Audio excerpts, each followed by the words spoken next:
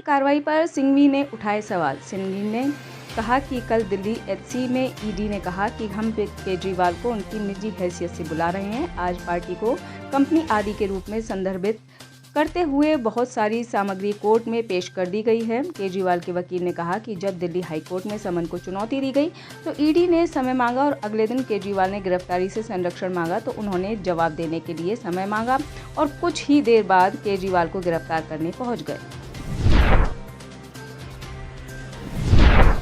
अरविंद केजरीवाल को सीएम पद से हटाया जाए। दिल्ली हाईकोर्ट में मुख्यमंत्री अरविंद केजरीवाल के खिलाफ जनहित याचिका दायर की गई है। इस याचिका में मांग की गई है कि केजरीवाल को दिल्ली के सीएम पद से हटाया जाए। ये याचिका सुरजीत सिंह यादव नाम के शख्स ने दायर की है। केजरीवाल को ईडी ने दिल्ली शराब नीति से जुड़े मनी लॉन्ड्रिंग मामले में गुरुवार 21 मार्च 2024 को ही गिरफ्तार किया है। बच्चों के विवाद में शख्स ने घर पर लगाई आग। बदायूं में 2 मासूम बच्चों की निर्मम हत्या के बाद अब बस्ती में भी एक समुदाय के लड़के ने एक दूसरे समुदाय के परिवार के घर में आग लगा दी। वो तो गनीमत रही कि आग लगने के बाद पीड़ित परिवार अचानक से उठा और आनन फानन में घर से बाहर निकलकर अपनी जान बचाई। इस आगजनी में पीड़ित परिवार के छप्पर वाले घर में बंधी 3 गोवंश जानवर झुलस गए, जिनका इलाज अब पशु अस्पताल में चल रहा है। एससी ने खारिज की मुस्लिम पक्ष की याचिका। भारतीय पुरातत्व सर्वेक्षण की टीम द्वारा धार स्थित भोजशाला में सर्वे किया जा रहा है। दिल्ली और भोपाल से आई टीमों के द्वारा सर्वे किया जा रहा है। वहीं मुस्लिम पक्ष की ओर से सर्वे पर रोक लगाने के लिए सुप्रीम कोर्ट में याचिका लगाई थी। उस अर्जेंट हियरिंग वाली मांग को सुप्रीम कोर्ट ने खारिज कर दिया है। इसके साथ ही आज जुमे की नमाज को देखते हुए 12 बजे से सर्वे कार्य रोक दिया गया है, जो शाम 4 बजे से फिर शुरू होगा। हिमाचल के 3 निर्दलीय विधायकों ने दिया इस्तीफा। हिमाचल प्रदेश विधानसभा की सदस्यता से 3 निर्दलीय विधायक ने इस्तीफा दे दिया है। 3 निर्दलीय विधायकों में नालागढ़ से कृष्णलाल ठाकुर, देहरा से होशियार सिंह और हमीरपुर से आशीष शर्मा शामिल है। तीनों निर्दलीय विधायकों ने हिमाचल प्रदेश विधानसभा सचिवालय पहुंचकर सचिव यशपाल शर्मा को अपना इस्तीफा सौंपा है। इन तीनों निर्दलीय विधायकों का इस्तीफा मंजूर होने के बाद 3 और नई सीट खाली हो जाएगी। हिमाचल प्रदेश में पहले ही 6 विधानसभा क्षेत्र में उपचुनाव घोषित हो चुका है। अब जल्द ही 3 विधानसभा क्षेत्र में भी उपचुनाव की घोषणा होगी। पंजाब की आबकारी नीति की भी ईडी से हो जांच। पंजाब बीजेपी के प्रदेश अध्यक्ष सुनील जाखड़ ने शुक्रवार को कहा कि उनकी पार्टी चुनाव आयोग से संपर्क करेगी और राज्य की आबकारी नीति मामले की जांच की मांग करेगी। जाखड़ ने दावा किया कि पंजाब में भी दिल्ली की तर्ज पर आबकारी नीति लाई गई है। सुनील जाखड़ ने पत्रकारों से बातचीत में कहा कि जिस तरह से दिल्ली की आबकारी नीति के कारण केजरीवाल को यह दिन देखने पड़े हैं, पंजाब में उसी मॉडल को अपनाया गया है। गोविंदा करेंगे एकनाथ शिंदे की शिवसेना में एंट्री। बॉलीवुड में अभिनेता गोविंदा को कौन नहीं जानता होगा। अब कयास लगाए जा रहे हैं कि गोविंद राजनीति में एंट्री कर सकते हैं। खबर है कि गोविंदा इस साल लोकसभा चुनाव 2024 में चुनावी मैदान में उतर सकते हैं। मुंबई में उत्तर पश्चिम लोकसभा सीट के लिए गोविंदा का नाम चर्चा में है। सूत्रों के हवाले से कहा जा रहा है कि गोविंदा एकनाथ शिंदे गुट में शामिल हो सकते हैं। वो शिवसेना से लोकसभा चुनाव लड़ सकते हैं।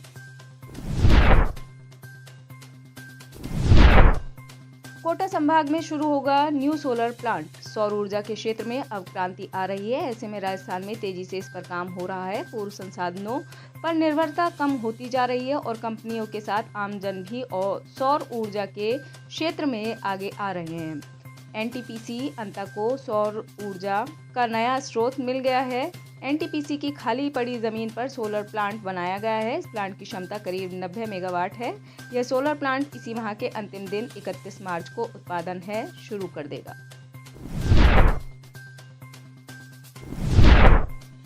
लालू ने किडनी लेकर दिया बेटी को टिकट।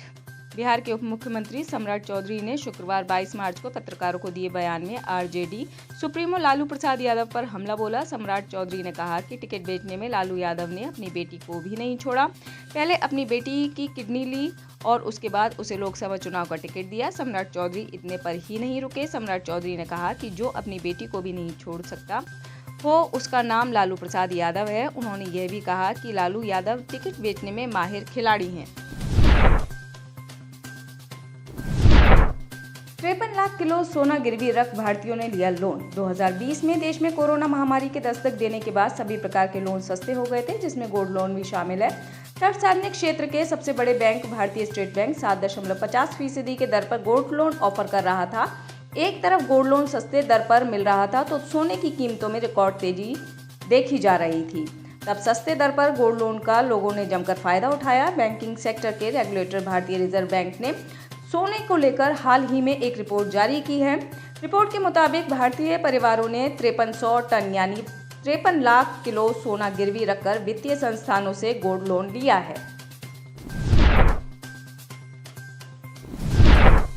आतंकवादी हमले में 23 नाइजर सैनिकों की मौत। नाइजीरिया के रक्षा मंत्रालय ने कहा कि पश्चिमी नाइजर में बुर्किना फासो की सीमा के पास एक आतंकवादी हमले में 23 नाइजीरियाई सैनिक मारे गए। सैनिक मंगलवार और बुधवार को बुर्किना फासो के माई क्षेत्र के पास सुरक्षा में लगे थे। इस दौरान एम्बुलेंस लगाकर बैठे आतंकवादियों ने नाइजर सैनिकों पर हमला कर दिया। रक्षा मंत्रालय ने कहा कि इस हमले में करीब 30 आतंकवादियों को भी मार गिराया गया है। K4 मिसाइल का परीक्षण। भारत जल्द ही K4 का परमाणु मिसाइल का परीक्षण करने वाला है। इसके लिए बंगाल की खाड़ी और उसके सटे क्षेत्रों में चेतावनी जारी की गई है। यही नहीं, चुने गए क्षेत्र में आगामी 3 और 4 अप्रैल को नो फ्लाई जोन भी घोषित कर दिया गया है।